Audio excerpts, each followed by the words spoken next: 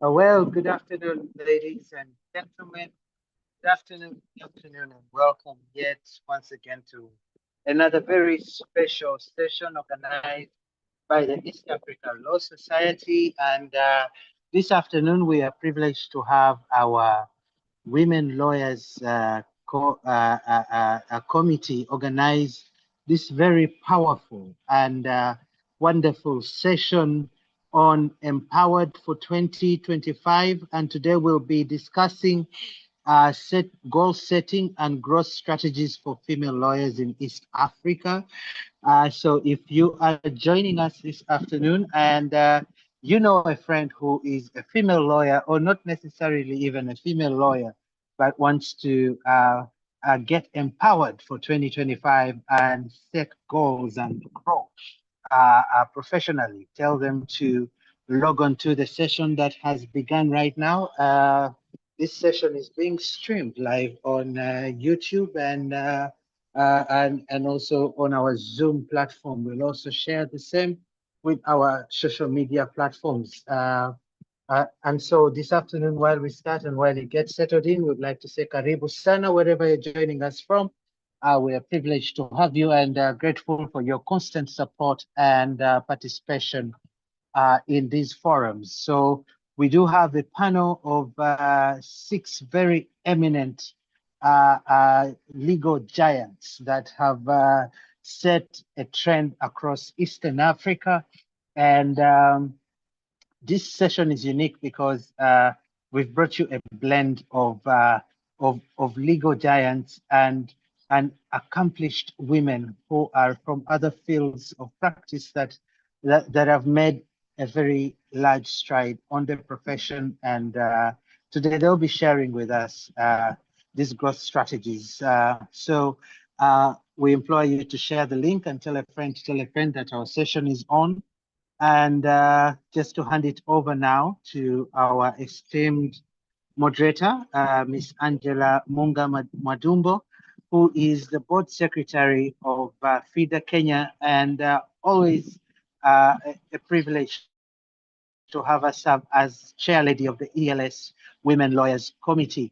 Angela, welcome. Good afternoon. I hope you're well. And I'll hand it over now to you to take us till 4 p.m. Karib. Thank you very much, Gabriel, and the entire team at the East Africa Law Society Secretariat there in Arusha. We are very honored and grateful to be here. Good afternoon, everyone. Habari za mchana. Bon après-midi tout le monde. It is my absolute pleasure to welcome you to this session this afternoon. And before we get into the nitty-gritties of the session this afternoon, let me first go through the ground rules. So this will be we want this to be a very interactive session because we are here to have discussion. Yes, it is a webinar, but we are here to have a discussion. So feel free to post your views, your comments, your reactions or opinions in the chat section. You can also greet each other, and let us know where you're tuned in from. Just let me have a confirmation that you can hear us, because I can see a comment from Miss Doris that she cannot hear. Let me have a confirmation from anybody else that they can hear us loud and clear. Thank you very much, Zaria and Christine, and everybody else who has confirmed that they can hear us. Please check, Miss Doris, please check your device. Your gadget, maybe log out and log in, or check the audio. Then, as we can see, the chat section is very active. Remember to tell us where you're tuning in from. If you see a friend on the chat section, you can say hi. Then We have a panel of 5 very distinct, and as Gabriel called them, giants in the legal sector. So they are going to give us their thoughts first. Then after we hear from all 5 of them is when we shall open up the plenary. We shall then take questions. However, if you feel like you might forget your question, you can post it on the Q&A section so that it will make it easier for the panelists to note down the questions. However, we are going to have a plenary session after all the presentations. Remember, this session is being streamed live on YouTube, and the link is being shared on all our socials. By our socials, I mean the East Africa Law Society. It's also live on Facebook, and on Facebook, the page is EA Law Society. And on X, that is formerly Twitter, the handle is at EA Law Society. And on LinkedIn, the page is East African Law Society in brackets official. And of course, on YouTube, it is at EA Law Society. So if there could be, if you have a friend who maybe was not able to register for the webinar, you can tell them to follow us on all the socials. Now, today's topic is Empowered for 2025, Goal Setting and Growth Strategies for Female Lawyers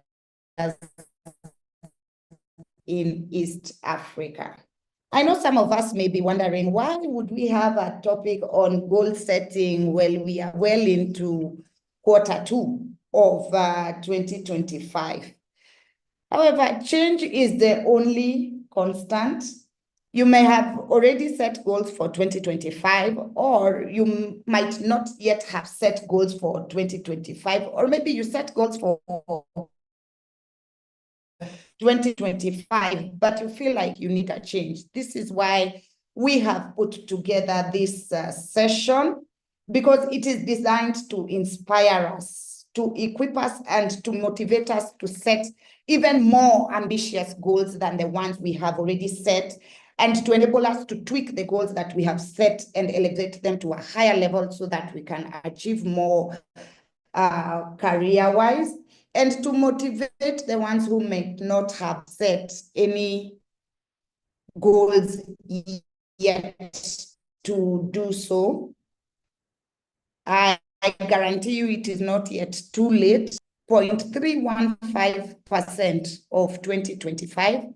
So we still have a whole 67.685% of the year to go. So with the skills and with the strategies that we are going to get in this session, we shall have enough to get us through the 67.685% of the year that is remaining.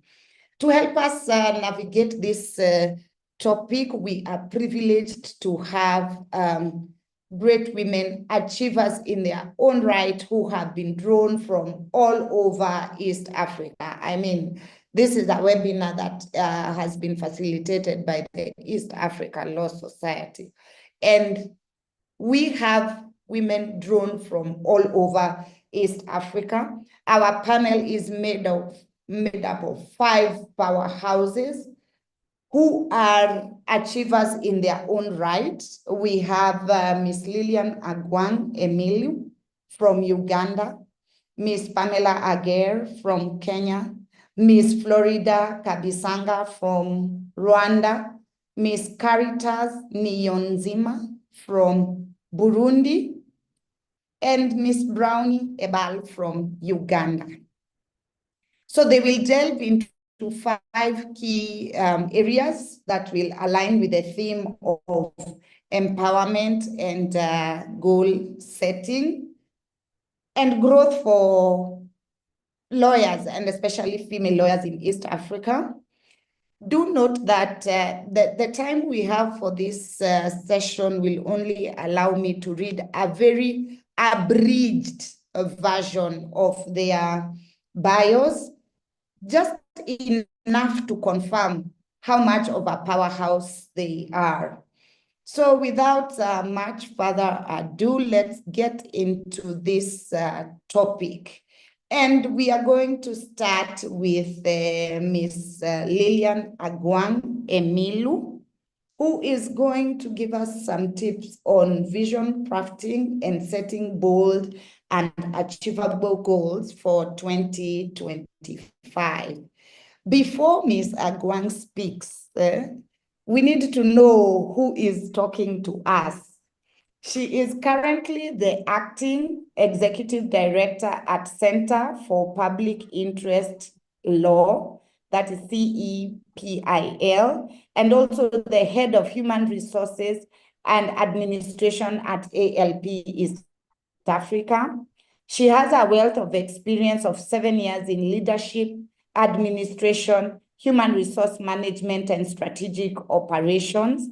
She's deeply passionate about fostering a thriving workplace and empowering employees to achieve their full potential. In her role, she spearheads the company's people strategy, ensuring seamless execution of organizational initiatives and cultivating a positive work environment. Lilian has in the past attained extensive experience in leadership and human resource management, including 5 years as a HR manager at the Uganda Law Society, where she headed the department, and 1 year as a HR consultant at the State House Anti-Corruption Unit. In this consulting role, she successfully conducted job analysis and developed accurate job descriptions to enhance role clarity and organizational efficiency. She holds a master's degree and postgraduate diploma in human resource management from the Uganda Management Institute. She is a certified HR professional and a member of the Uganda Human Resource Association and the Human Resource Fund House. Now, beyond her professional sphere, Lilian is a devoted wife and mother of 3 children, driven by a profound passion for leadership and creating a lasting impact at the workplace and in her community. She's not only passionate about transforming lives, but also strives to improve people's livelihoods and bringing about positive change in every situation she encounters. I think you will agree with me that she's best placed to tell us about vision crafting and setting bold and achievable goals for 2025. Emphasis on the bold and achievable goals. Over to you, Miss Lilian. Wow. Thank you, Madam Chair, for such a beautiful introduction. My name is Lilian Agwang Emilu. I am acting executive director at Center for Public Interest Law. I would like to thank ELS and the whole entire Female Lawyers Association for inviting me and giving me the opportunity to speak to you about goal setting. You will allow me to share my screen. Chair has told me that we have only 10 minutes each, so I'm going to try and do this within that time. So yes, I have been given the opportunity to talk to you about vision crafting, setting bold and achievable goals for the female lawyer. I would like to just start by telling you that years ago, I used to let my goals stay in my mind. I always had my plans, and there were plans that I left in my mind. I never wrote them down. It's about 5 years back that I started to know that the trick to ensuring that you meet your goals is writing them down. So I'm here to teach you about that and much more. And I hope that after this session, all of us will go and tweak our goals, we'll go and set our goals again. In this session, we will explore why setting goals matters, the characteristics of bold goals, how to set achievable goals, SMART framework. Most times we do not consider the SMART framework while we are setting our goals. Today, I'm going to have the opportunity to teach you how to do it. We are going to look at the examples of bold goals that a female lawyer can consider, and then a call to action. Christina tells us, a well-known businesswoman tells us that we start our journey to our dreams by wanting, but we arrive by focusing, planning, and learning. It's important that we should know that when we have dreams, we should not let them stay in our hearts or live in our minds. We should find a way of focusing on them, and we only focus on them when we plan. When we decide to plan, you plan how to achieve those particular dreams and goals that you have been wanting to achieve. And you also do that, your journey to ensuring that you achieve your goals is through learning. I also want to say that I came across a quote that said, a wise man with a plan is better than a wise man without a plan is never better than a fool with a plan. So when I looked at this quote, it took me aback that surely if you do not have a plan written down, you are planning to fail. They say people who fail to plan are planning to fail. So I'm here to encourage you that even before we start this session, we are people that are willing to plan, because we are people, we are female lawyers that are going to win. Most times in the landscape of the legal profession, the women have really faced barriers while trying to attain their profession and their careers. And these challenges are widespread, from financial challenges, societal challenges, systematic challenges, relationships, family, and all these, if you do not sort them out, if you do not actually plan how to sort them out, you do not plan for a game changer, you are set to fail. So that's why it's important that today we are going to see how setting goals is not only an ambition. Setting bold goals is a way for you to envision your future. You look at your desired ending, yes, and then you take ownership of your journey and make a lasting impact on the legal landscape. So if I may ask you, does it matter? Does it matter to set goals according to your experience? Do you even want to set them? I'm here to tell you that yes, it matters. You have to set goals. You have to set goals, because once you set goals, you're going to provide a direction, a clear roadmap for you to attain that goal that you want, especially in your niche area.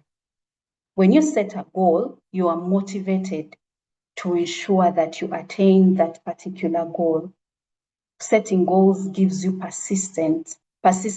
You are encouraged to work through your challenges. Why do you set goals? Why does it matter? It matters because it gives you the opportunity to measure your progress. So it's important that you set your goal, but when you set it, you have to measure it. If you don't measure it, then you're heading nowhere. You're going to be stagnant. So setting goals matters because you have the opportunity to track your achievements. You have the opportunity to reassign your goals, reassign your actions, rethink your strategies to ensure that you meet your acquired goal. You also have the opportunity to be accountable to yourself. One thing I like about goal setting is that it's an individual choice. It's an individual initiative. No one comes to help you to set a goal. I like to tell people around me that we have to rise up as women and ensure that we have impact in this world, that we leave a legacy. And for you to leave a legacy in this world, you have to ensure that you are accountable to self.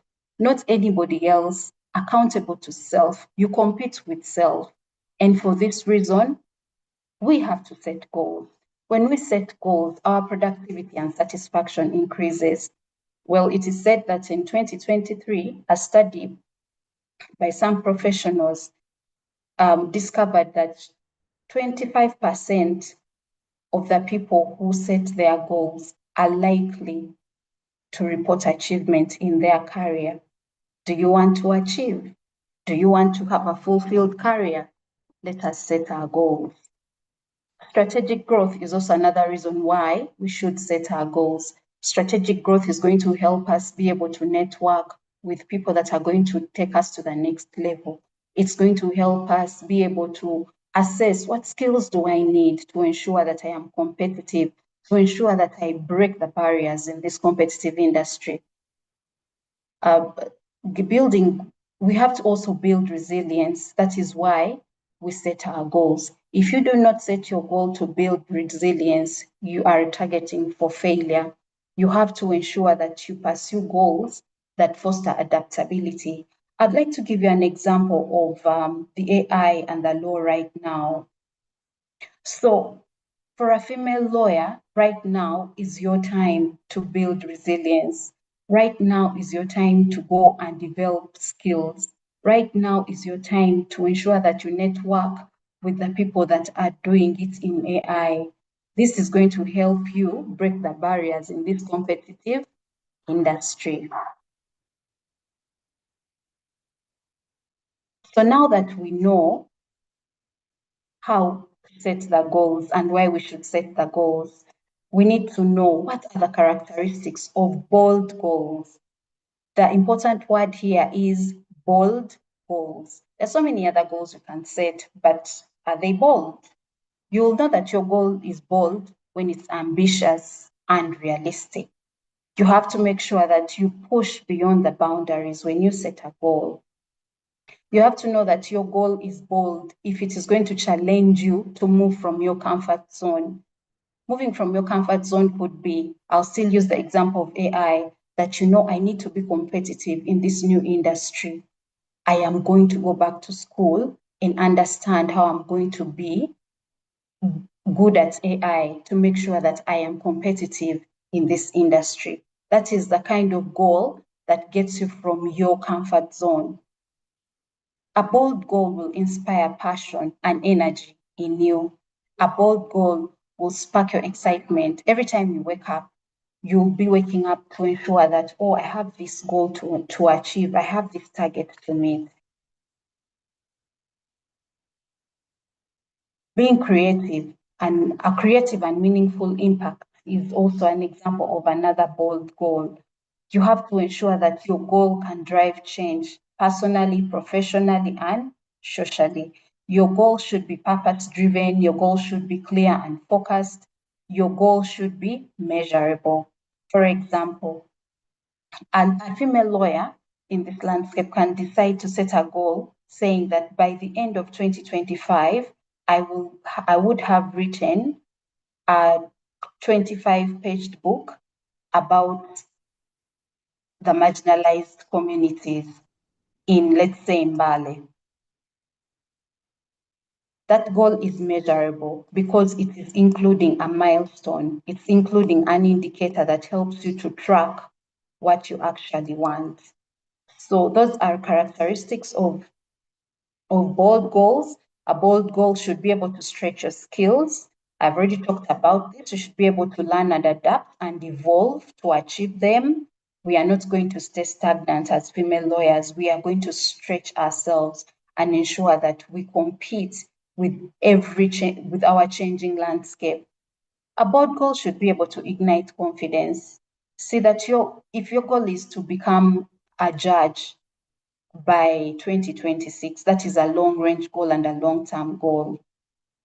At the end of 2026, and you're able to attain your goal, that Lillian has been appointed as a judge of the Supreme Court, what is going to ignite confidence in you is you being able to celebrate yourself because you knew that you have worked towards attaining that goal for over 5 years. A bold goal will lead you to transformation. One, moving from being an advocate of the High Court to moving to being a judge at the Supreme Court. That is a very significant transformation. So how then, now that you have learned the characteristics of a bold goal, how then are you going to set the achievable goals? How are you going to make sure that your goals that you're going to set are achievable? Write down your goal. I began by saying many of us plan and leave the plans in our mind. The trick is writing down your goals. Why do you write down your goals? You write down your goals so that they can be more real, more realistic, they can be actionable. But above all, I realized that there is something that we activate in our brains that is called the reticular activating system. So have you ever been in a situation whereby you identify a car to buy, and to you, according to you, that car is very rare, but immediately you buy that car. When you go to the gas station or fuel station, you will notice that car. When you go to the parking lot of a supermarket, you will notice that car. When you go to any parking lot, you will notice that car more than you have noticed it before. Do you know what's happening? You have activated the reticular activating system of your brain. That is the subconscious of your brain. So your subconscious brain has noted that that car is an important aspect to you. It's an important item to you. And that's why you find that everywhere you go, you will start to notice it. I'm sure many of us have experienced this. So this is the same thing with writing down your goal. When you write down your goal, your subconscious mind is going to be activated and notice that this is very important to Lillian. And because it's very important to Lillian, you'll start to see that everything starts to work out. Your brain starts to see that is not going to help it achieve those goals. I invite you to try this down, and you'll come back and testify that everything you're going to write down from today onwards is going to be achieved. So how do you also set achievable goals after writing them down? When you're writing them down, don't just write without direction. I'm sure we've all come across the SMART framework.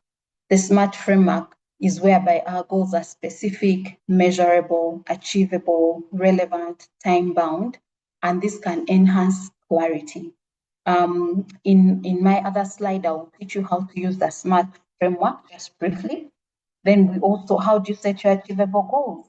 You break goals into milestones. Make sure that you have your milestones clear, dividing them into smaller steps so you can track them.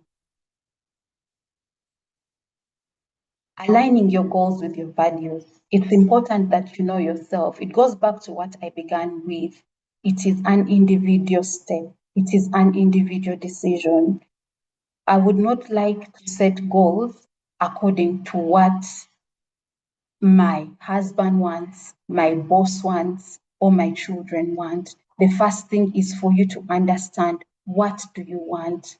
What is going to speak to your values? We all have different values in this world because we are all from different races, from different tribes, from different countries. So you have to assess yourself, say these are my values, then you align your values to your goals. It's important that after you write down all that, the only way your goal is going to be achievable is by you regularly reviewing and adjusting it. I think when the moderator was introducing this session, she said, if you have already written down your goals, this is an opportunity for you after this session, after all the speakers have spoken, for you to evaluate, see if now you have to adjust, retweak. Yeah. So we thank God that we have this opportunity to evaluate. So now the SMART framework, how are you going to set your goals using the SMART framework? I'll go through this very, very, very fast. So your goal should be specific. This is a clear and defined goal. I'll give you an example that you'll say that you want to secure 3 high-profile clients in the environmental law within 6 months. That is more specific than saying, I'm going to get more clients. I'm going to get more clients leaves a lot to question. When are you going to get these clients? Which kind of clients are you looking for? In what sector? So your goal needs to be specific. Your goal needs to be measurable. You should be able to track your goal. How many clients are you getting? You're getting, let's say, 10 clients in a month. That is a goal that is measurable. Your goal has to be achievable. Achievable goals push you beyond your comfort zones, but they are realistic. For example, you'll say, I'm going to lead a pro bono case this year instead of win every case. There's so many cases that female lawyers work on. So that is how your goal can be specific, measurable, and achievable. The R in SMART stands for relevance. Is your goal relevant? Are you going to set a goal that is relevant to your current situation, that is relevant to your personal values, that is relevant to your career aspirations, is relevant to the industry? Like I mentioned earlier, right now, what is relevant to our industry is the female lawyer seeing how they can develop expertise in regard to AI and the law so they can stay competitive. But that is relative. That might not be relevant to every female lawyer because we all have different goals. Your goal has to be time bound. By Q3 of 2025, by Q4 of 2025, by January 2026, that is a goal that is time bound. If you do not have time attached to your goal, you're never going to achieve that goal. So under the SMART, I added smarter. I added the E and the R. The E representing evaluate. After you have set all your goals, you definitely need to evaluate them. You need to evaluate them. This is the only thing you should do differently. If you do not evaluate your goals, you're going to miss a lot. You're going to miss the action that is relevant for you to achieve your goal at that specific time. So evaluate, I have bolded it, is very, very, very important. That means that, for example, myself, I go back and look at my goals every month. I evaluate them every month, but I try to make sure that I read through them every week so that I keep motivated, so that I keep inspired. Lastly, after you have done all this, remember to reward yourself. No one on this earth doesn't like being rewarded. We've grown up in an environment whereby you have to be the first in class so that you're rewarded. You have to attain this award. So we all work through being rewarded. If you're not being rewarded by someone else, make sure that you reward yourself. If you graduate, ensure that you celebrate it. If you write your book, ensure that you launch the book. Ensure that the public sees what you have been able to do. So that's how you use the SMART framework to ensure that you set bold and achievable goals. I said. Thank you, Lillian. Put your finger on that slide. We hear from the others, then we'll get back to you. And thank you for what you have for your presentation so far. And members, I know we have learned something new. Maybe we knew about it, but we didn't know what it was called. And that is the reticular activating system. So we have to ensure that we activate that system by writing down our goals, because if we keep them in our heads, they are not going to help us, because now we shall not have activated that system. And of course, thank you for simplifying what a bold and smarter framework is. So we'll get back to you, Miss Lillian, but for now, I want us to hear from Miss Pamela, who is a highly experienced lawyer who has been consistently recognized in international legal directories over the years. She's also the managing partner at Oraro and Company Advocates with over 24 years of experience.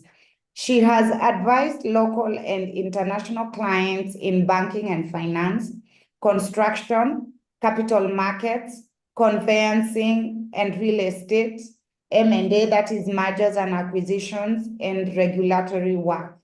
But she's well regarded for her capital markets and conveyancing experience. She has been commended for providing superb quality, being easily reachable with great communication skills, and having the ability to get along well with all the clients. Pamela has devoted her career to quality client service. In addition to her practice, Pamela makes a meaningful contribution to the legal community as a lecturer at the University of Nairobi's Faculty of Law, where she also mentors aspiring law professionals. She also holds strategic director positions in companies listed on the Nairobi Securities Exchange. Pamela holds a Master of Laws degree, and not just any other master's. She holds a first-class honors from the University of Auckland, a Bachelor of Laws degree from the University of Waikato, which is in Hamilton, New Zealand, and a postgraduate diploma from the Kenya School of Law. You will agree that with this credentials, she is very capable of taking us through how to break barriers and to overcome challenges facing lawyers, especially female lawyers in East Africa and generally. Ms. Pamela, karibu sana. Thank you very much, my friend Angela, and good afternoon to everyone here, ladies and gentlemen. I hope we have a few gentlemen here, like Gabriel, supporting us. It is a privilege to be part of this important discussion on empowering female lawyers in East Africa. The way I want to do my presentation is really just have a discussion, and if Angela so requires, I will have a PowerPoint, which I can forward to her later today or tomorrow. I thought we should just discuss and so that you can think about the issues that we are discussing more. As a legal professional who has navigated this field for many years, I have witnessed both the tremendous progress made and the persistent challenges that women in law continue to face. And while the legal profession is increasingly welcoming more women, and I see that also from the university as students, the journey to equal opportunity remains fraught with obstacles. Today, I will speak about some of the key challenges that female lawyers encounter, and more importantly, the strategies or the solutions that we can employ to overcome them. By addressing firstly, the confidence and formidable business development issues that we face as women in the profession. I'll talk about gender bias and stereotypes in the legal profession. I will talk about the struggle for work-life balance. I'll talk about leadership gaps that we face in the profession and limited access to opportunities and resources. I will then talk about lack of mentorship and networking opportunities, and I will conclude with the struggle to offer thought leadership and commercial awareness.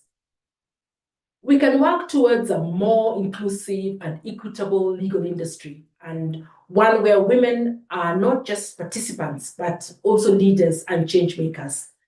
Let's begin by looking at confidence and formidable business development.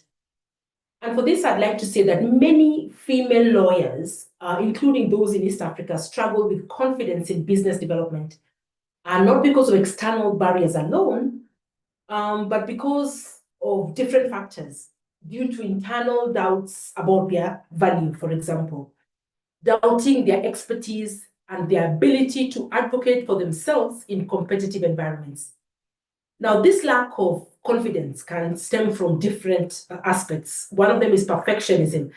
I often tell my associate, Anna, sometimes done is good enough. Perfectionism is good. We're in a profession that requires perfectionism, but this is one thing that women struggle with a lot. Another one is the fear of rejection. and the feeling of being unworthy over self-promotion, traits that are sometimes socialized from a very young age. As a result, women sometimes hesitate to pursue high-profile clients. They speak assertively. They don't, like our male counterparts, they don't speak assertively about their achievements, or indeed engage proactively in networking, all of which are really critical for the building of a successful career. Even when we possess the skills and the knowledge, their internal beliefs as women, sometimes they think, I'm not ready for this, perhaps I'm not good enough, and this can significantly limit their ability to grow in business development. Let's look at another issue, another barrier, which is gender bias and the stereotypes in the legal profession. And one of the most enduring challenges for women lawyers is gender bias. And despite the growing number of women entering the legal field, there is still deep-seated stereotypes that continue to persist. And despite the anti-discrimination laws that we have and the policies that many law firms have or corporates have, implicit gender bias remains pervasive. Women are often perceived as being less assertive, less capable of handling high-stake cases, or indeed less suitable for leadership roles. In courtrooms, we find some of our female lawyers finding themselves underestimated by their clients, who are sometimes even women, their peers, and sometimes even judges. There are instances where women are assigned, if I can say this in quotes, softer legal matters, where high-profile commercial litigation or criminal defense cases are often handed over to their male counterparts. The assumption being that women may not be as aggressive or as commanding in their legal abilities. And this places an unfair burden on women professionals to prove their competence repeatedly. Now, generally, we find that female lawyers in East Africa, and indeed in many parts of the world, find that they're in a position where their competence is often questioned, their contributions are often overlooked, their authority is often undermined, and they find themselves assigned, as I said, less complex matters, or expected to prove themselves more than their male counterparts. Now, beyond these problems, what solutions or what strategies are there? Because if we didn't give this, then there would be no hope. What we are saying, or what I'm saying, is that women have to challenge these biases. We must first acknowledge them, recognizing that they exist, and then actively counter them. Women in law must cultivate confidence. We must assert our expertise, and we must claim our space in this high-stake legal work that is there. At the same time, legal institutions and firms must implement policies that ensure equal opportunities for case assignments, promotions, and leadership roles. And that is something that we endeavor to do at Araran Company, where I work. There's also the issue of another barrier, which is being the struggle for work-life balance and societal expectations. One thing I must share with you, because we must be vulnerable, every time I speak to women who have succeeded in the profession, a lot of them struggle with whether they have been good mothers. And this is a challenge that we find ourselves in many times as women. Even when we are available for our families, we ask ourselves, are we responsible or good mothers? And the pressure to balance professional and personal responsibilities continues to be a struggle for women. In many societies, including that of East Africa, women still bear a significant share of caregiving and domestic duties. This is something that we must recognize. And this double responsibility means that female lawyers often have to work twice as hard to maintain their professional standing while at the same time fulfilling their family obligations. Maternity and childcare responsibilities in particular create career disruptions. And I want to encourage those women who are participating just to say it's a phase or a season in life and you will come out of it. So you must do your best, even as a responsible mother. And we find many talented female advocates or lawyers finding themselves having to step back from their demanding roles due to lack of workplace support, flexi hours, and things like that. And this results in fewer women really progressing to senior positions, not due to lack of capability, but due to this inflexibility in work structures. So what is the solution or strategy that I suggest? I suggest that to address this, firms and legal institutions must introduce family-friendly policies, such as flexible working arrangements, parental leave, and support programs that enable women to thrive both at work and at home. Where I'm the managing partner, I often tell women, if your child is sick, you cannot concentrate. Attend to your family first. Additionally, women should not hesitate to delegate. And this does not mean that you don't do the work responsibly, but you can delegate simple tasks. You can seek support. So you must have a good support system, and you must leverage technology to manage your time effectively. Another issue or a barrier that we have, a difficulty that we have, is limited leadership opportunities for women in law. Yes, we have many women now studying law because I teach at the university. Sometimes we have a good number of women studying law. But despite the growing number of women who are studying law, there's a gap in the leadership part of women in law. We see fewer women in senior roles such as managing partners, judges, or heads of legal departments. Many leadership decisions are still made in spaces where women are underrepresented. And this, as I said, is not due to lack of competence, but rather systematic barriers that limit access to leadership positions. Women often face an invisible ceiling that keeps them from breaking into high-level decision-making roles. And we find promotions and key leadership appointments not being at the level that we expect. Now, what is the solution for this is that women must actively seek mentorship. They must build strong professional networks and position themselves for leadership roles. Women also need male allies like Gabriel, okay? We have good men who support us, and we must not undermine them. And institutions, because this is not a journey for us alone, must create clear leadership pipelines that encourage and prepare women for top positions. I talked about lack of mentorship and networking opportunities, and the absence of strong female representation in leadership positions leads to limited mentorship avenues. Okay, I'm also going to focus on unequal access to opportunities and resources. Another challenge that cannot be ignored is the unequal access to resources and opportunities for women. In some regions, we see in East Africa, female lawyers struggle to secure high-profile clients or cases due to deeply ingrained biases and client preferences. And additionally, financial and technological barriers may prevent women from scaling their legal practice, especially those who want to establish their law firms. What are the solutions?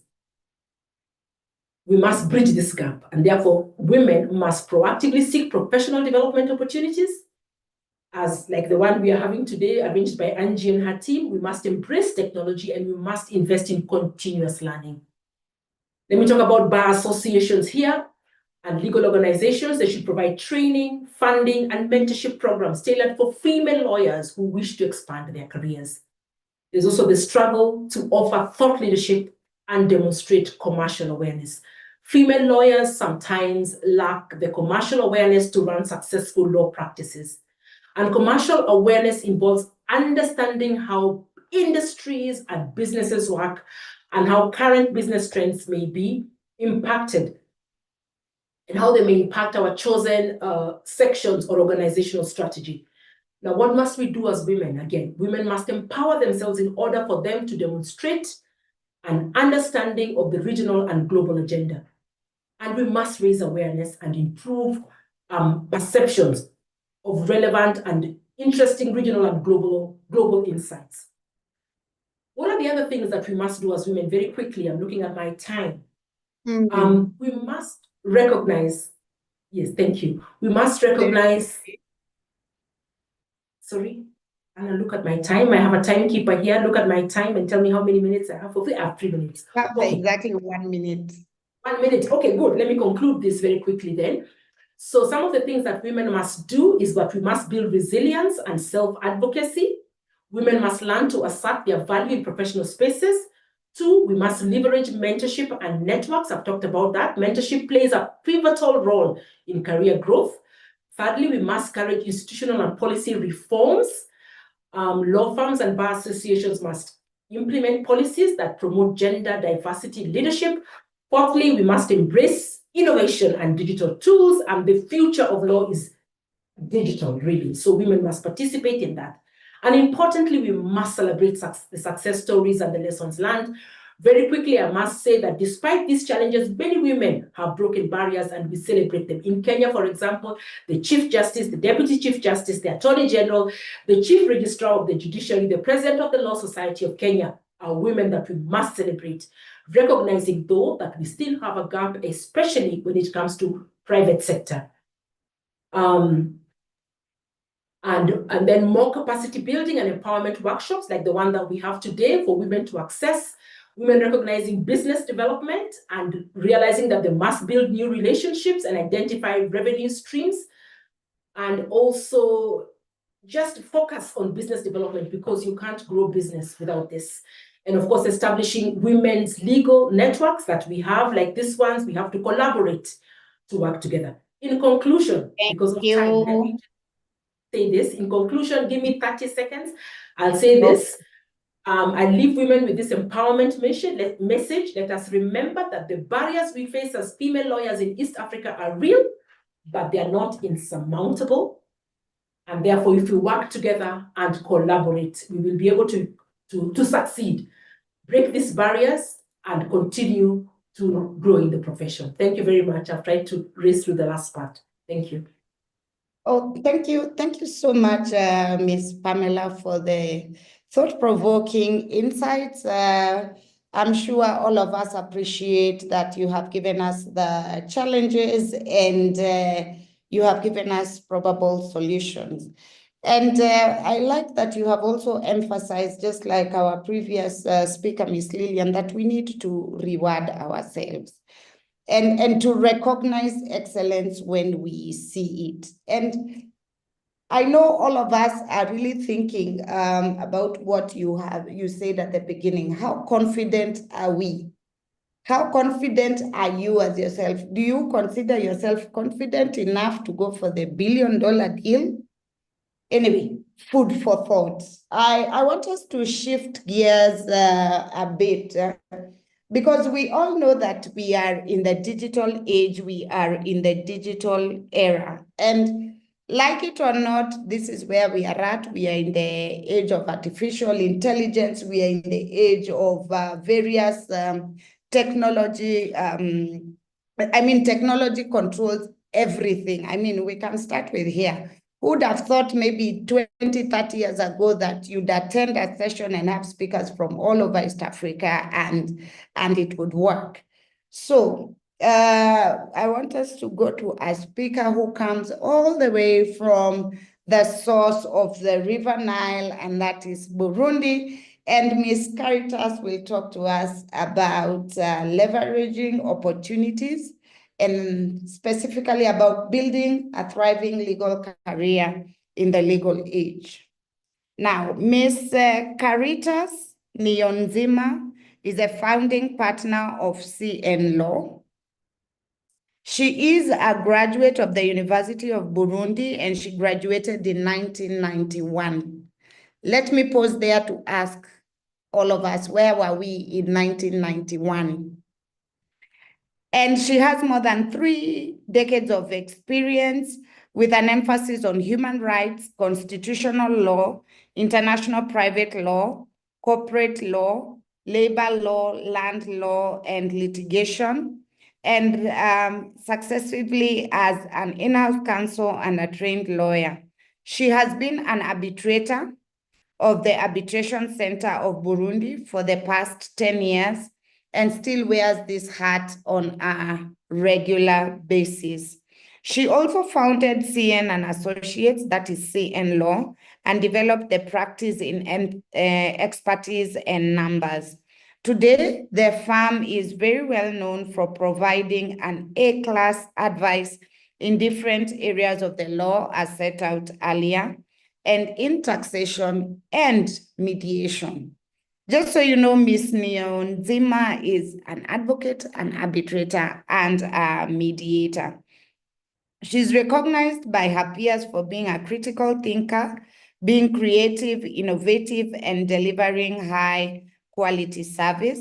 She has embraced several opportunities and responsibilities in her career, such as being a member of the General Council of the Bujumbura Bar, the president of the Burundi Women Lawyers Association, and a council member of the East African Law Society. She has also been the president of the Rotary Club of Bujumbura, to name just but a few.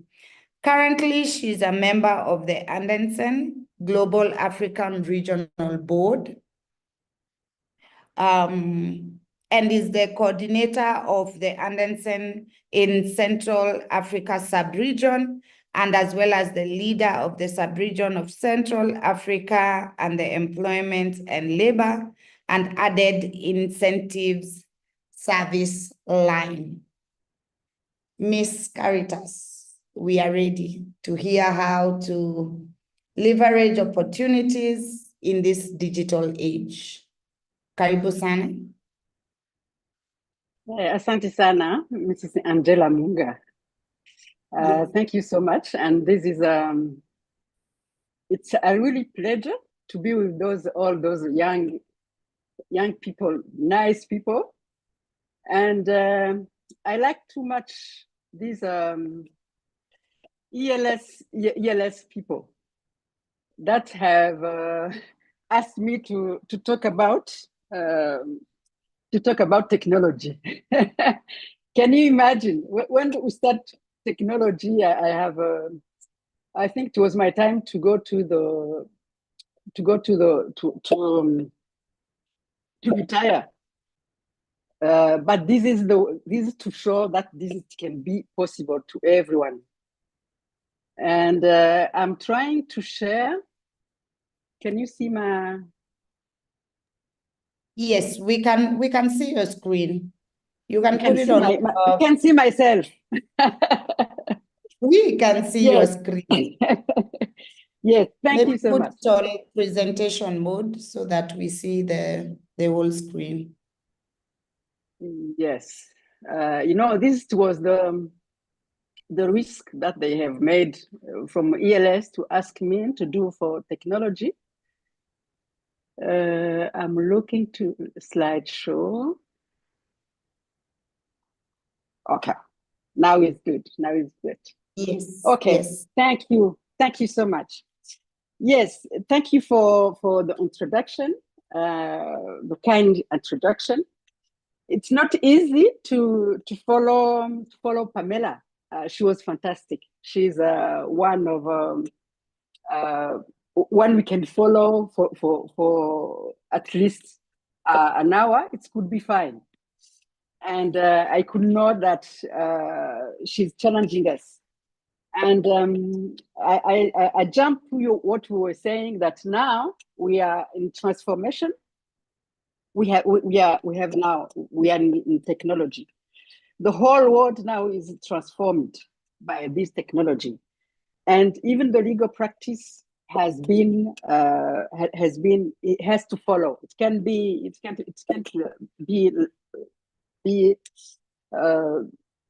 in margin. We have to follow this transformation for our legal practice. And for me, I consider that as an opportunity, because now we cannot say this is something we have found there. The technology came with for everyone here, for every woman, young as seniors. We are here, and as well as men, while facing the technology. This is something new. And what I can tell you is that for myself, in my career of a lawyer, I have been risen to the level of digital age. And I think that's how they asked me to talk about that. The legal profession in the digital age, I think this is something fantastic, because they allow us to have so many tools that we can use to start or develop our firms. And as women, it's like we have the chance for now to have something that we can use even when we are home, having our homework with our kids, but what we need is just to have a minimum of digital competencies, the digital skills to develop our legal professional. And even look at this Zoom team or team we can work from home. We can do our research from home. We can even do, or we can supervise what we have to do at our home. So this is I think it's a technology for me. I consider it as the opportunity as to go up the barriers. We have no excuse today because we can do things. We have so many tools. Even me, like someone who was born before technology, I can now deal with technologies. And for that, what we need is to have a continuous learning on digital app skills. We have so many, we have our phones.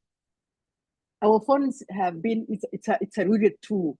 If we use our phone to learn something, to learn one tool of technology, to have we can even have a certification. We can be certified in a new area of law.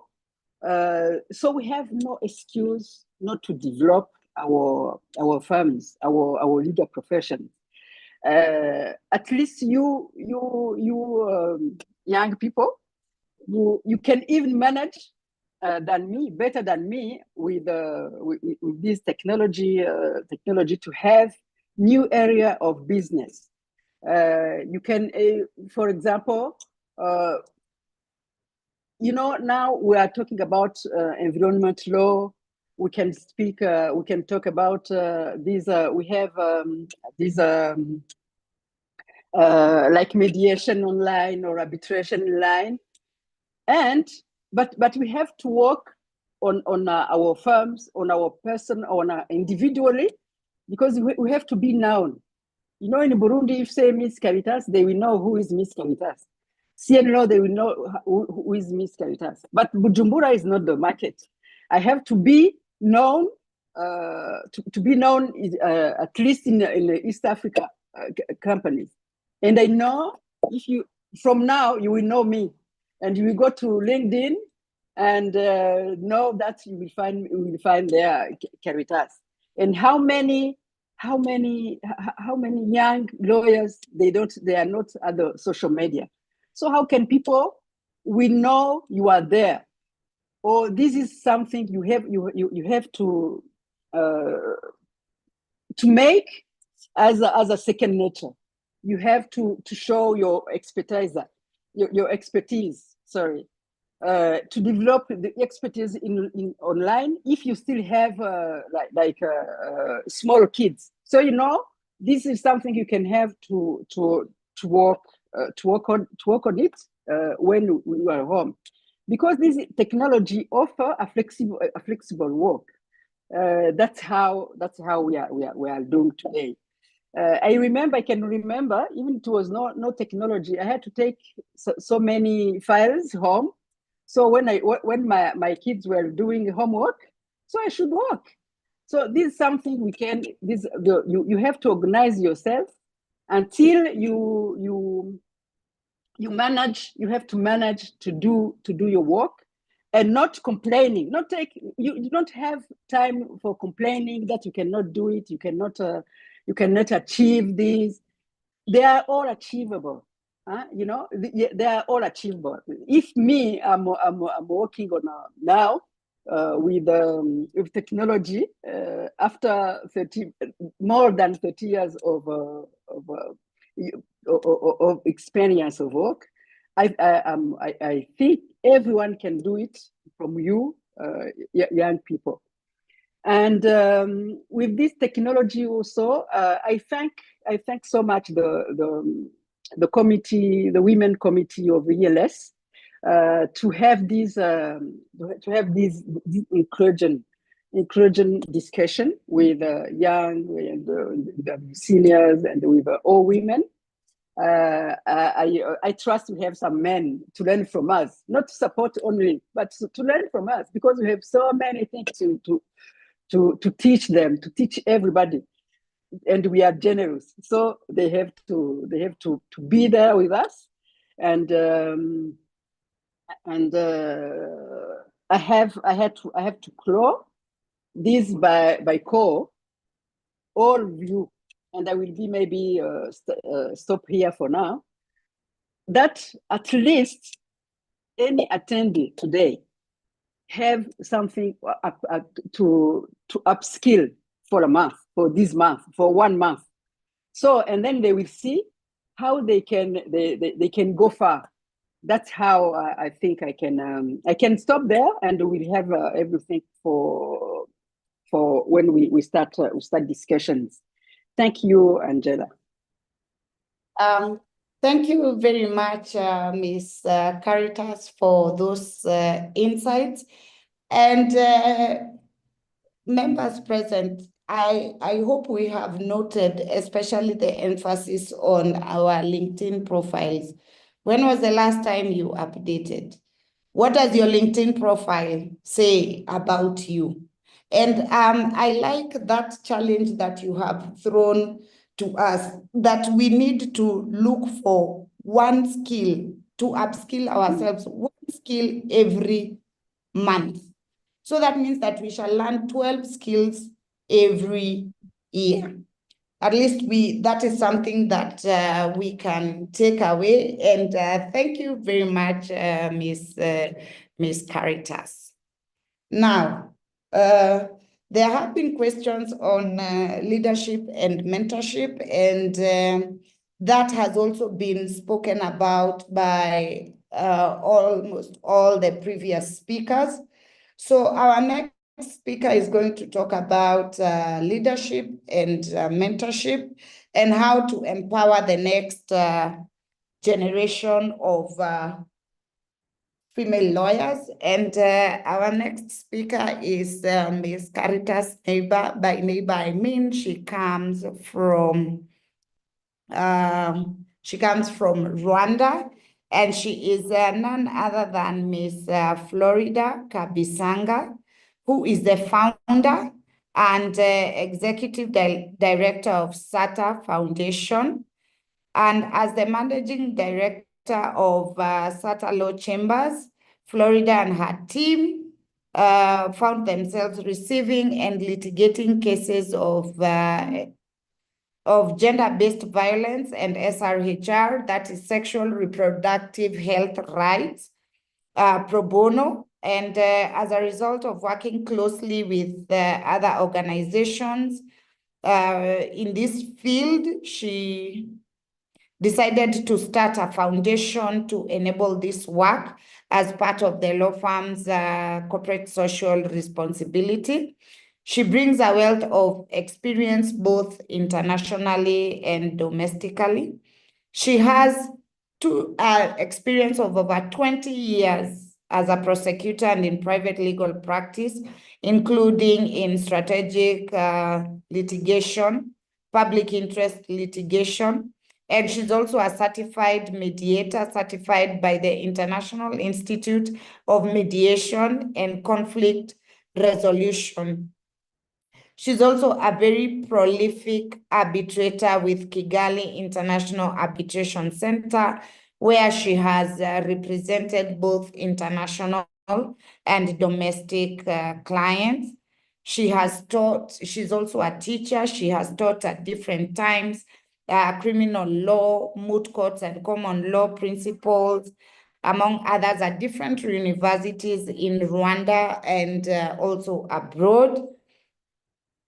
And internationally, Ms. Florida is very well exposed because she has worked as an appeals counsel, assistant appeals counsel, and case manager at the Office of the Prosecutor in the United Nations International Criminal Court for Rwanda.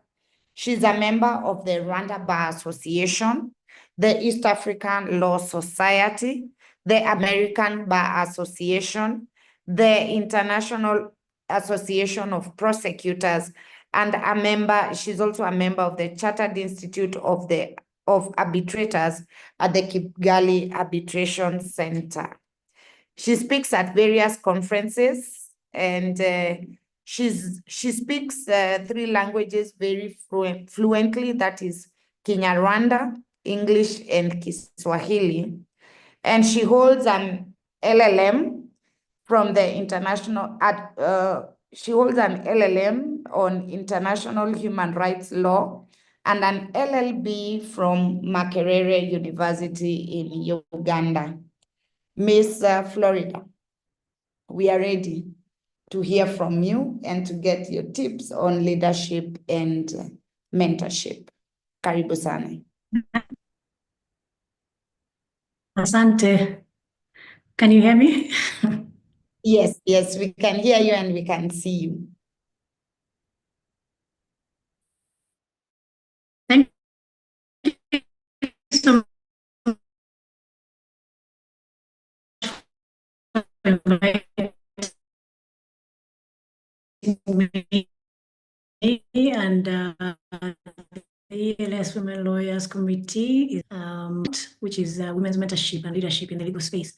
I mean, a lot of the speakers before me have touched on this topic because you cannot develop yourself without having mentorship, but not just any mentorship. You have to have the correct kind of mentorship. And let me tell you why I say that. The first panelist spoke about having a plan, and she said the plan has to originate from you. Angela, if people are not hearing me, you let me know, because I see the internet is a bit unstable. Caritas, I see you're the only one with video on. Is it okay so far? Yes, so far so good. I'll let you know. Thank you, Angela. So the first speaker, the first panelist, did speak about having a plan and saying the plan has to originate from whoever is doing the planning. But I can tell you it's always better to do it with, you start the plan, but you walk with a mentor through this planning process. And for me, when I speak to people that are young lawyers, I tell them they have to have at least a 5-year plan of where they want to go professionally. And that way you can actually tell who the right mentor should be for you. So while we're talking about mentors and their role in the lives of young women lawyers, I think the most important one is the decision of the mentee as to who becomes their mentor.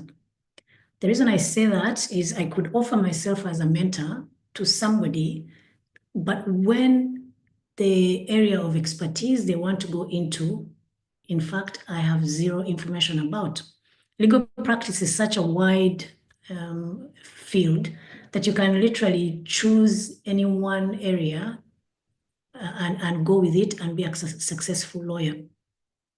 So when I talk to young people who approach me to become their mentors, I ask them all the time, what are you passionate about? Because I truly believe that you need to pick a career in which you have passion. And when you do that, you can literally wake up every morning and go to work, not thinking that you're going to work because you enjoy what you're going to do so much. So if my area of expertise is, for example, criminal law, and you want to go into nuclear law practice, I don't think I'm the right mentor. But that also means that if a young person comes to me as somebody who has a lot more experience than them in the legal field, I should be able to guide them and tell them, listen, this is what you're passionate about.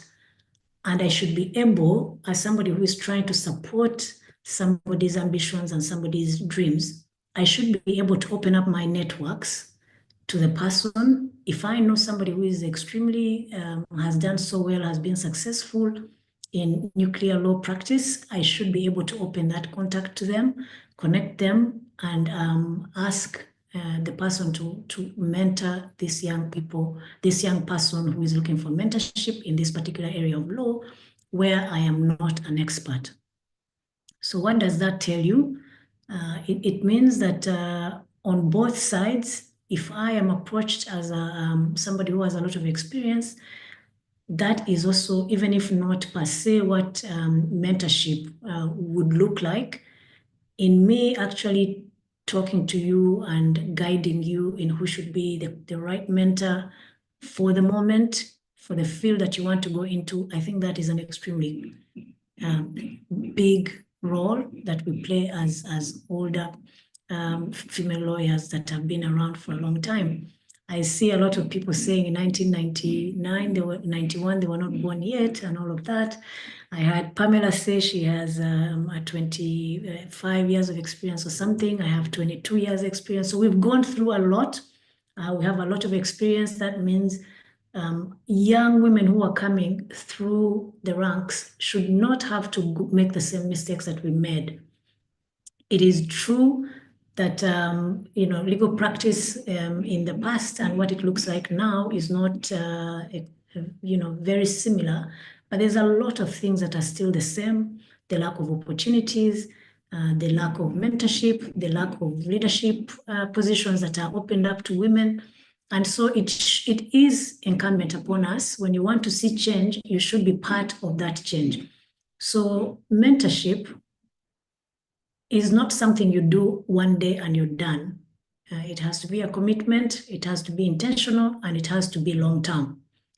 And the reason why I say this is if I speak to a mentee and I say, I speak to them initially and tell them you need to have a 5-year plan, and they come back to me with suggestions of what they think the 5-year plan looks like, and we talk about it, I can't then abandon this person and let them figure things out for themselves. There are things in legal practice that are extremely unique to female legal practitioners.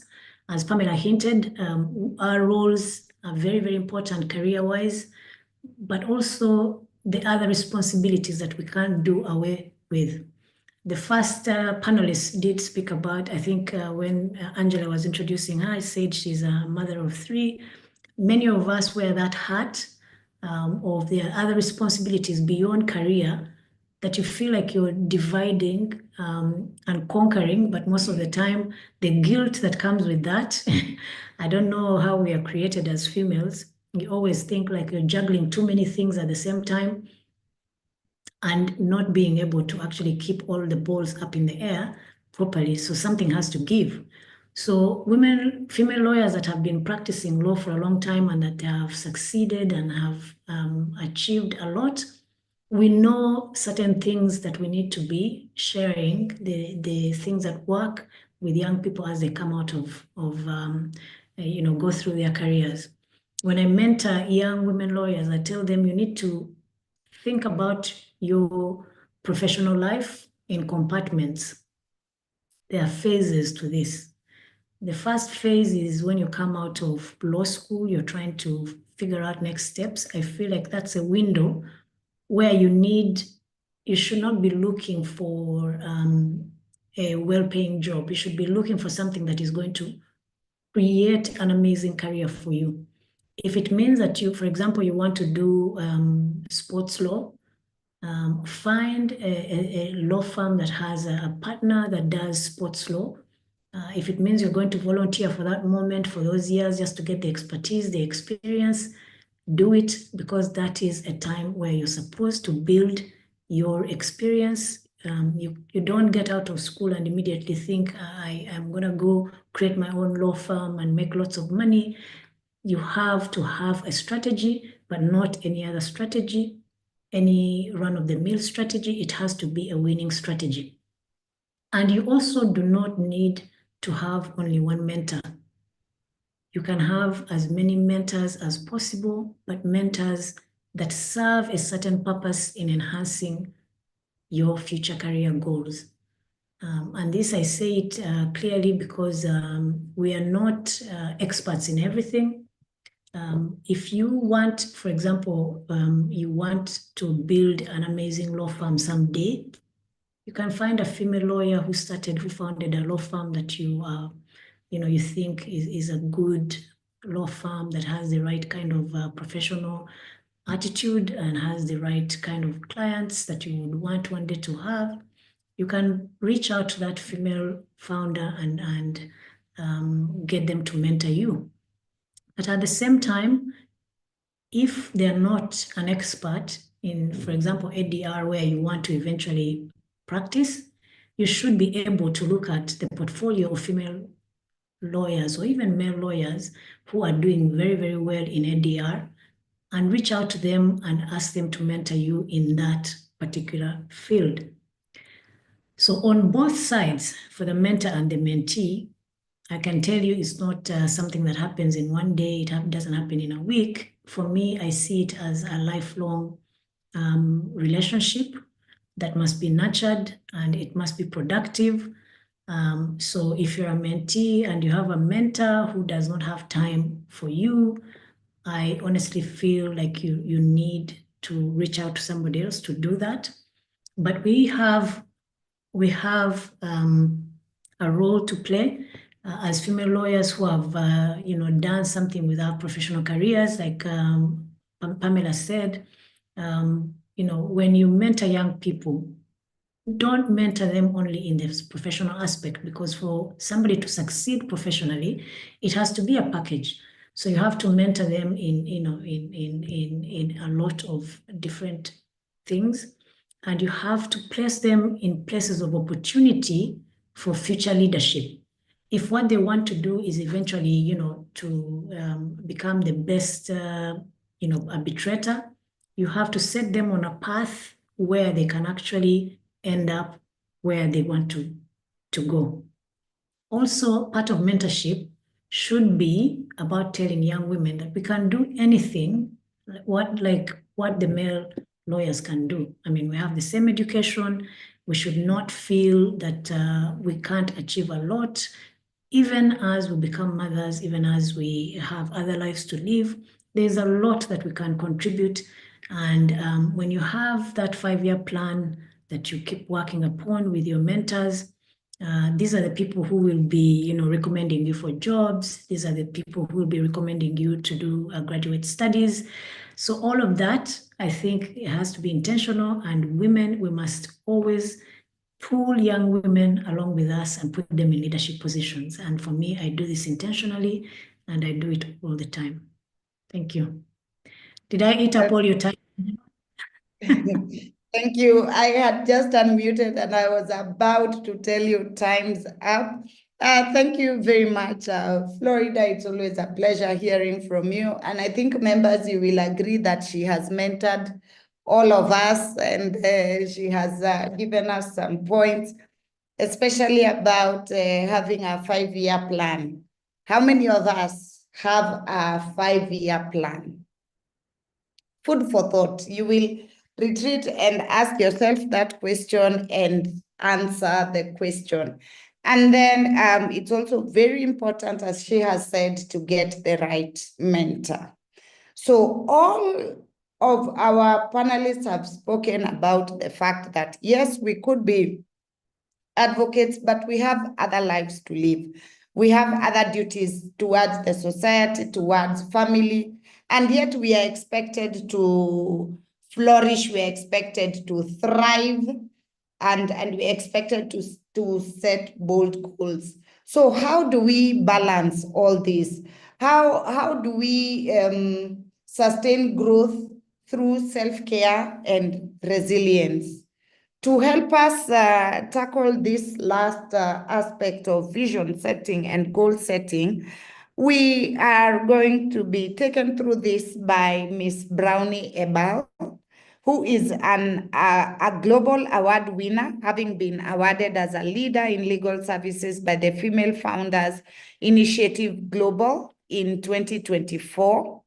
She, as an in-house counsel in National Water and Sewage Corporation, that is a parastatal in Uganda, she serves as a principal legal officer. She supervises the legal advisory section in Kampala Water Area on key issues of corporate governance, land transactions, etc. She's also a partner at Niwajuna Associates Advocates. This is a law firm specializing in corporate law and a company, and she's also a company secretary for Higston Technical Services, which is a construction law firm in Uganda. She has previously served as a member of the Membership and Welfare Committee and the Young Lawyers Committee at the Uganda Law Society, and is currently the youngest board member ever of the Uganda Law Society Elections Committee. She is a venture capitalist and believes that business partnerships are the keys in which African brands can gain a seat at the world stage. She's also a philanthropist and the founder of Kitabu Book Project, which is a non-governmental organization in Uganda that has been in existence for the last 10 years. And it aims to promote quality education through advocacy and book donations. She is passionate about leadership and is the inaugural president of the NWSC Leaders are Learners Club and the events advisor at Young Water Professionals in Uganda. And she holds a number of certifications in leadership, including from Harvard University, Uongozi Leadership Institute, ISEC Tanzania, and Rotary Tanzania. She is based in Kampala, Uganda. From all these roles that she juggles, you will agree that she is very well placed to talk to us about wellness and balance. Ms. Brownie, over to you.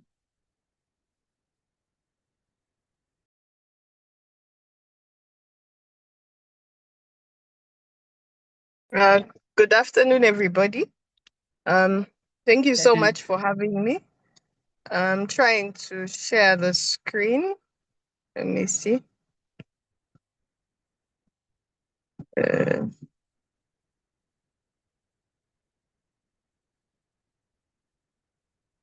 you see the screen? We can't see the screen yet. Oh, okay. Hold on. Let me see. Sorry about that. Yeah, but in the interest of time, you can maybe start your presentation. Okay. All right. Wellness. I'm here to talk about wellness and balance, sustaining growth through self-care and resilience. The world demands performance, but at what cost? Growth is not just about doing more, it is about doing better. Balance, wellness, and resilience are critical for sustainable success. So if you want to go far, like they say, you have to work together. If you want to go fast, you can work alone. In this same scenario, if you want to leave a legacy, I think that's what all of us are trying to do. You have to live a life of balance, wellness, and resilience. Because if you only focus on one thing, you will have burnout, and maybe you may succeed, let's say, in your career, but in your family life or your social life, you may struggle. And this is not sustainable. As human beings, we are meant to do more and live in a connected society. So what is wellness? According to the Global Wellness Institute, it's the active pursuit of activities, choices, and lifestyles that lead to a state of holistic health. That means whatever you're doing as a human being, as ladies, we have to be fulfilled as a whole. So there are 5 dimensions. There's physical health, there is mental, emotional well-being, there's social connection, there is spiritual growth, and environmental. So physical is nourishing your health and your body through exercise, nutrition, and sleep. Then mental is through using your mind to keep learning and to be critical. Social connections is understanding your feelings and relating with others. Spiritual grounding is finding meaning and purpose in life. And then environmental is living in harmony with the planet and making mindful choices. So understanding balance. Balance is not doing everything perfectly. It is a daily practice and not a perfect state. So you cannot say, for example, I am just going to focus on, let me say, I'm going to focus on my task. I have a serious case coming up and I want to read and whatnot. And it has to be perfect, because if you do that, you may end up only looking at your state, that is your state of how well are you doing on the case, and ignore the fundamentals. Maybe your hygiene, you're not showering. So it is a daily practice. It is not, I'm going to do this once and then it gets done. It is something that becomes your routine, your daily routine. It is about intentionally managing energy, priorities, and boundaries. You can't pour from an empty cup. In regards to self-care helps fuel your growth. It means taking time to care for your mind, body, and soul. It is not selfish. It supports your mental clarity, energy, and resilience. And it can be resting, journaling, saying no, drinking water. Resilience is the ability to adapt well in the face of adversity, trauma, tragedy, threats, or significant sources of stress. It doesn't mean you never struggle, it means you keep going. So resilience means that amidst all your challenges, how do you keep going? It looks at having a positive mindset despite challenges and finding the good in everything that you do. So the practical strategies to maintain wellness include physical wellness, that is staying active, doing exercises, taking walks, dance workouts, eating balanced meals, hydrating regularly, sleeping well, and sticking to a pattern, routine checkups. So in physical wellness, we will be looking at, there is a book I would recommend that helped me in daily practice. I believe wellness is a daily activity that cannot be ignored. So if you read The 5 a.m. Club by Robin Sharma, it's a great book that teaches you, how do I become excellent? How do I become a whole rounded human being every single day? We have talked about the goals. We have talked about working with people. We have talked about setting them and actually sticking to them. It gives a practical exercise. So his thing is that every day you wake up at 5. The main gist of the book is every day you wake up at 5. In that 5 to 6 is your magical hour. So in that magical hour, you're going to do exercise. So that is where exercise comes in. Your exercise comes in for 20 minutes. And so every single day you're exercising, you're moving your muscles, and you are physically fit. Now for mental wellness, where you practice mindfulness through reflection, prayer, or meditation, the next 20 minutes you're going to spend it on prayer or meditation. So that is, in this case, me personally, I have a daily guide. So I read the Bible every single day and reflect on the Bible. What is in the Bible? What is God speaking to me today? In addition, I have a gratitude journal.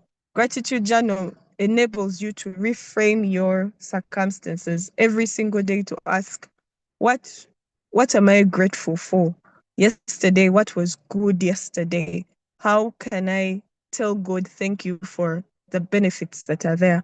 And that means when I am going forward, I am going to be looking at, when I'm going through my day, I'm going to be looking at, what are the good in my day that I'm going to remember to write in my gratitude journal. So it reframes my mind from being ordinary, that is looking at maybe the pessimistic side, the issues, the traffic, things not going on time, but reframes to say, what is the good in this day?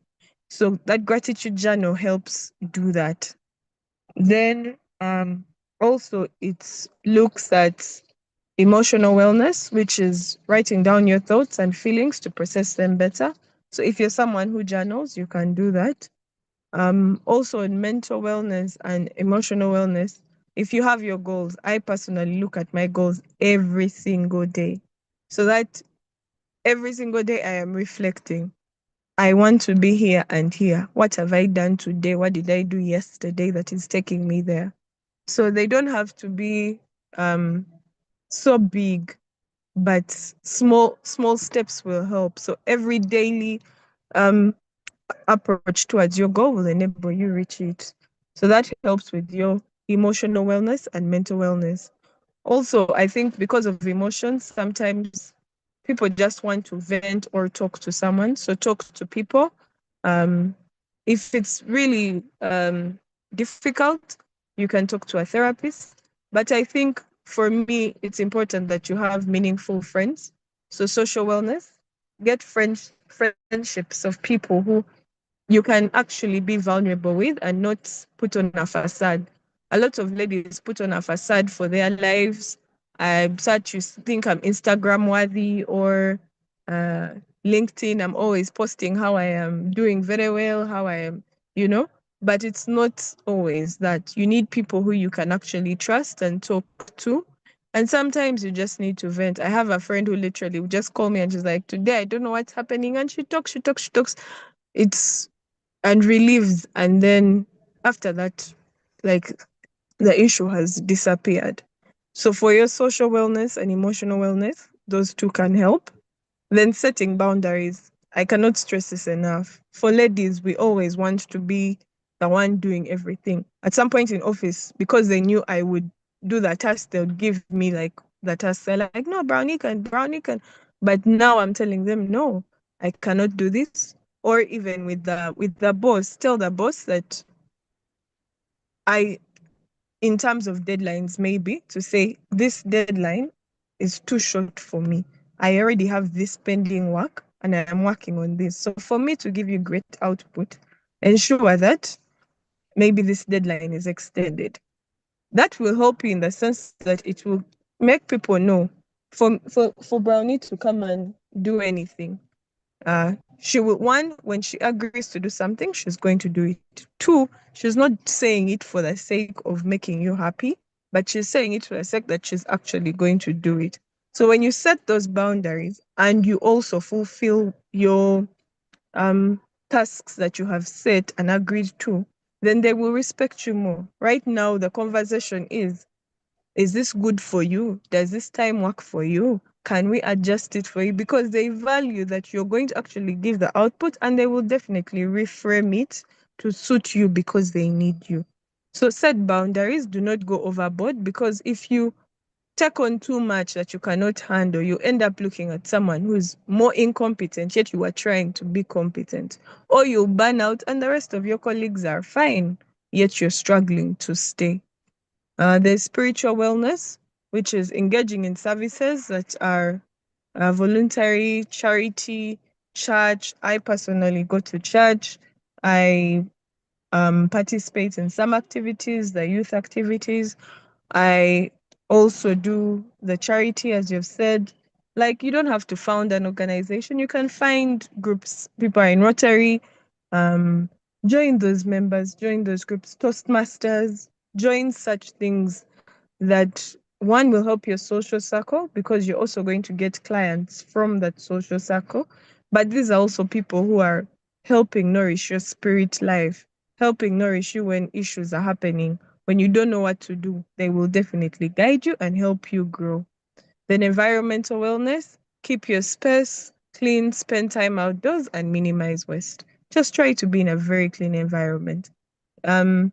I think it's Bishop T.D. Jakes who says someone on the outside, if someone is let me say not doing well, it will show.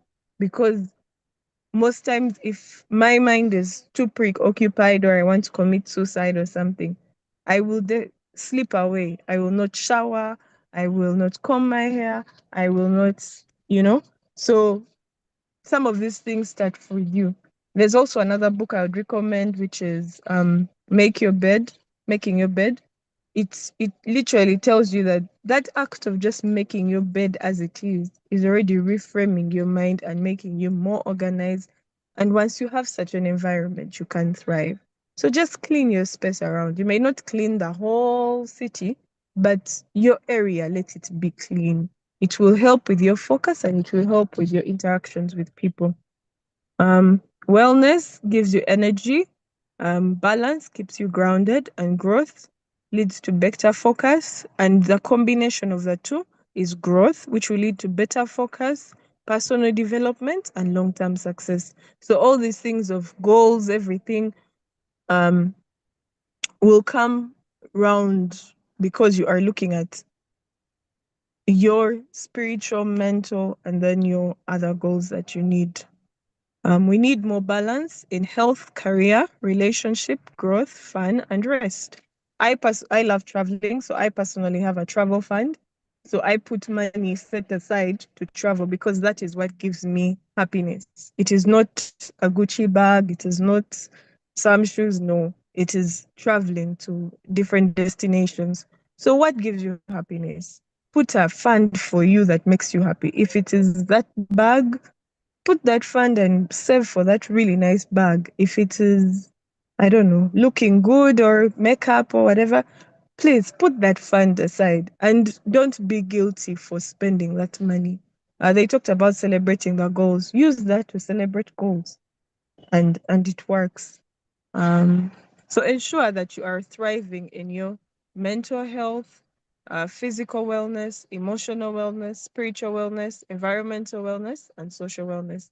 Once you cover those basics, you'll definitely be able to reach your goals and sustain them and have bigger and better goals.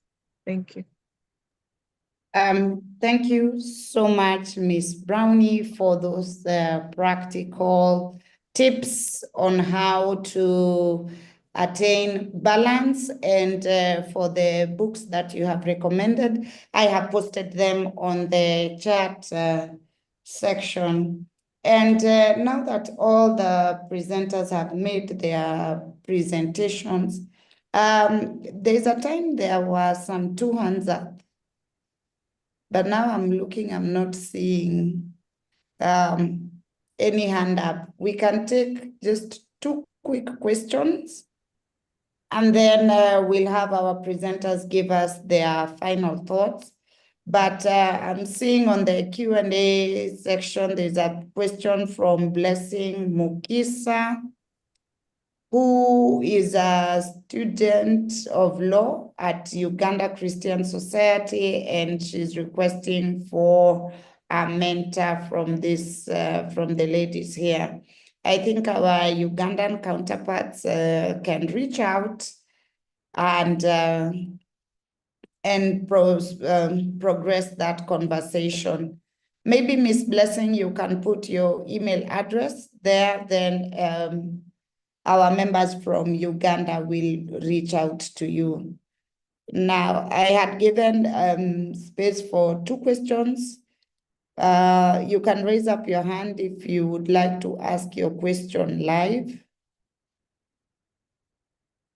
Going once, going twice.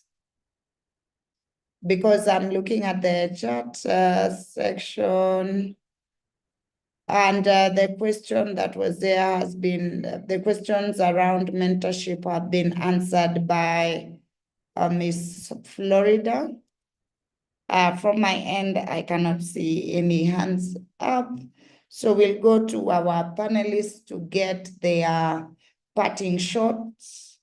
Then we shall wrap up this session. I believe there are no questions because of how thought-provoking all the presentations were.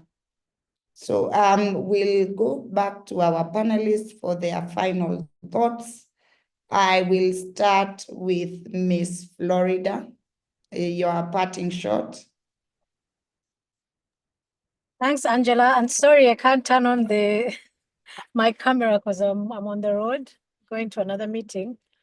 But I want to tell young women that the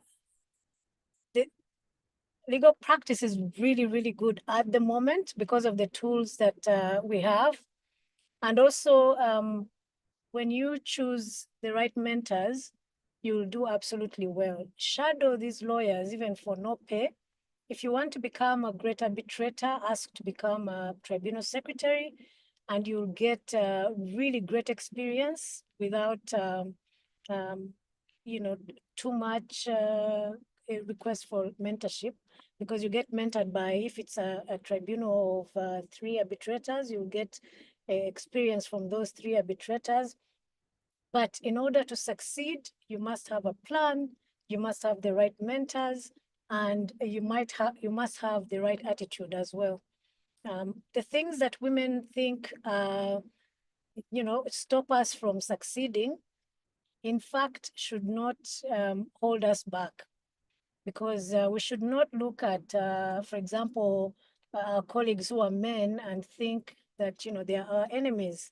In fact, I've known great male mentors as well. So you are your own limitation, because there's so many resources out there and people willing to mentor and provide, mentorship even in leadership positions. So don't hold yourself back, but be ready to take opportunities and run with them. Thanks for organizing this, Angela, and it was lovely hanging out with all of you. Thank you so much, Ms. Florida, for your parting shot. Ms. Caritas, your parting shot, your parting thoughts. Okay. Thank you, Angela. I think, as you can see, if I'm talking with you, as I was saying, I was able to develop the law firm, and being part of this time of transforming legal practice. You see, when I joined the practice, the law practice, at that time, I remember, if you see a lawyer from many years of practicing, it was it was like I can compare it like the good wine. Huh?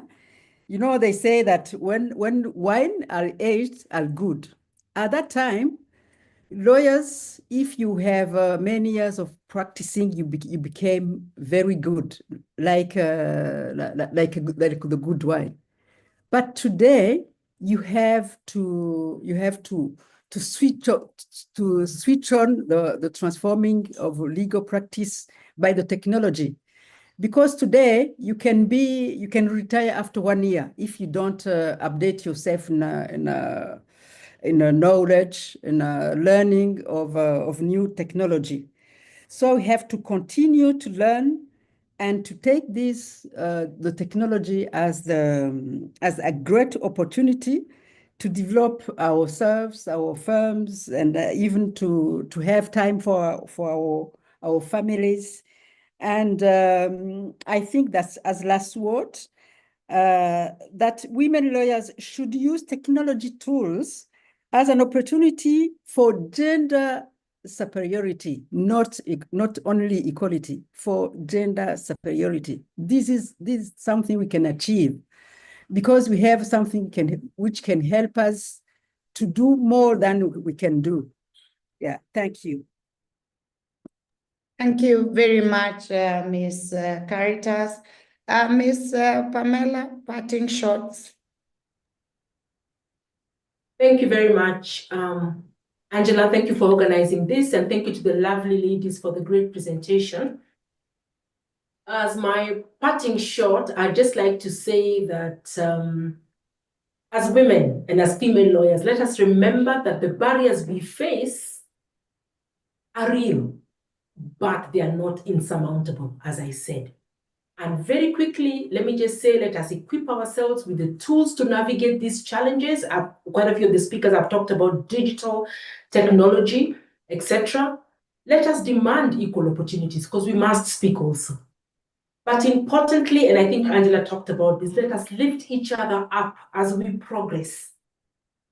Breaking barriers is not just about us individually. It is about paving the way for future generations of women in law.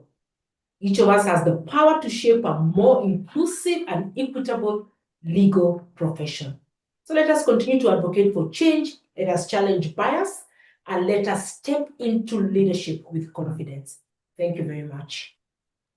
Thank you very much, Ms. Pamela. Ms. Brownie, parting shots.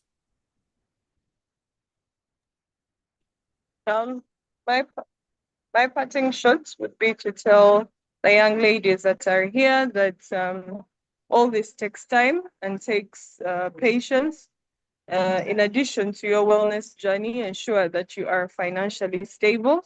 So please look at financial literacy, because none of these can work if you do not have money. So please look at financial literacy, listen to different talks, listen to different people, and then learn to set your boundaries. Once you have your boundaries, people respect you more. Also, do not, do not castigate men. Your men are actually your allies. Some of the things I have overcome was because a man says, no, you can't do that. That is Brownie. Do not do that. Or you setting your boundaries is the way people will treat you. So once you do that, they will respect you more, and there'll be the same people saying, you cannot do that to her. That is Brownie. So they will actually protect you in certain situations. So yeah, those are my parting shots. Thank you. Thank you very much, Ms. Brownie. Back to you, Ms. Lillian. I know that there were some few slides in your presentation that you had not quite finalized, so maybe you can finalize your presentation in 4 minutes, and then you give us your parting shot in 1 minute. Ms. Lillian. Okay. Thank you for the opportunity for me to finish my slides. I'll just share where we... Okay. So what I just wanted to share is the examples of bold goals for a female lawyer. I won't go through all of them. I just, since you can see that screen, I'll just share with a few. I'll mention a few. Become a judge in high court within 10 years, secure a position on a national legal advisory board within 5 years, publish a book on legal strategies for marginalized communities, mentor 50 young women to pursue careers in law over the next decade, and etc. That is just examples of bold goals that a female lawyer can consider. However, just like Brownie mentioned, we need to be whole. So for you to draw bold goals holistically, you need to consider financial goals, health and wellness, relationship goals, personal development goals.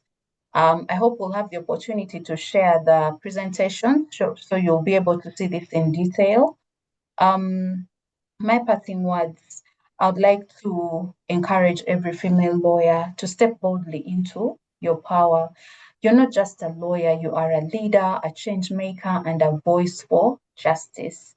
So today, I would like to request you, this is my call to action, write down one bold goal today. Yes, share it with a trusted peer or a mentor, and then start to take small steps towards it. Just this week, this is just to show you that once you write it down, it's definitely going to happen. Your legal expertise is your tool. Your vision is your compass.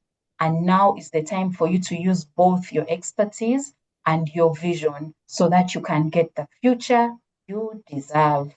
I'd like to leave you with this quote to ponder on by C.S. Lewis. He says, you can't go back and change the beginning, yes, but you can start where you are and change the ending. So join me in changing our ending. Please ponder upon this quote, and I'm sure we'll be able to attain our bold and achievable goals. Thank you, Angela, for organizing this. Thank you for listening. Thank you so much to all our panelists. I think they all deserve a round of applause. If you check on your screen, if you have activated, there is a way in which you can give them a clap using the clap emoji.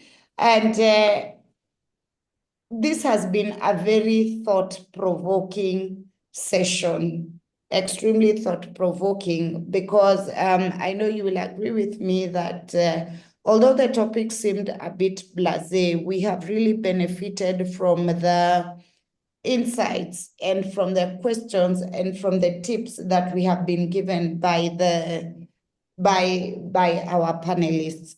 I have seen from the questions there is a great need for mentorship, and even our panelists have emphasized on the need for good mentorship and getting the right mentors. As a committee, maybe with the Secretariat, we shall retreat and see how best maybe to get a panel of people who are willing to mentor and in which fields they're willing to mentor. Then we can also get the people who want to be mentored, and we see how we can be able to match the two. Then there are questions about whether the presentations will be shared, because everybody had registered for this webinar, those ones who are here. The presentations, once shared with the panelists, they will be shared via email to all those ones who had registered. But remember that this session has been streaming live on YouTube and on Facebook. Therefore, if you need to refresh your memory about what has been said here, you can follow us on our socials. On Facebook, we have EA Law Society. On X, formerly Twitter, we have at EA Law Society.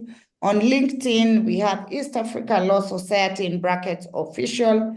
And on YouTube, it is at EA Law Society. So with that, I want to thank you all for your time and for your very active participation. Remember, we need to empower each other. We need to be there for each other. Most of all, we need to be extremely, extremely confident and to view ourselves as being confident and to have confidence in our abilities. Let us take the advice that our panelists have given us. For example, Caritas has challenged us to upskill ourselves, one skill each month. It doesn't have to be a professional skill. Some of us are talking here and we don't know how to swim. Some of us don't know how to ride a bike. Some of us can learn a language. And then most of all, we need to write down our goals, because if we keep them in our heads, they will not be helpful to us, so that we activate our reticular activating system. We also need to make sure that we check on the 5 aspects as has been elaborated by Madam Brownie. That is the physical aspect, mental, social, spiritual, and environmental aspects of our lives, because self-care is not selfish, it is self-love. So with that, we have come to an end of our session has come to an end. Yes. If I just look at your comments very fast, the recording, as I had said, you can get it on our socials, because this is something that was live streamed. Yes, as the Women Lawyers Committee, we try our best to give various and varied topics to our members from time to time, schedule allowing. And I'm quite sure the panelists are seeing all your comments, thanking them. Maybe one person can thank the moderator as part of the panelists. And I have really enjoyed myself. I have learned a lot. Yes, Mwanafumo Mohammed, thank you. Thank you for bigging me up. And with that, we have come to the end of our session. Stay tuned for more invigorating sessions and more insightful sessions, either from the East African Law Society Women Lawyers Committee or from other committees of the ELS. With that, have a very good evening. God bless all of us. God bless Kenya. God bless the entire East African community, and most of all, God bless the East Africa Law Society of Kenya. You can leave at your pleasure, or you stay on until admin ends this session. Thank you.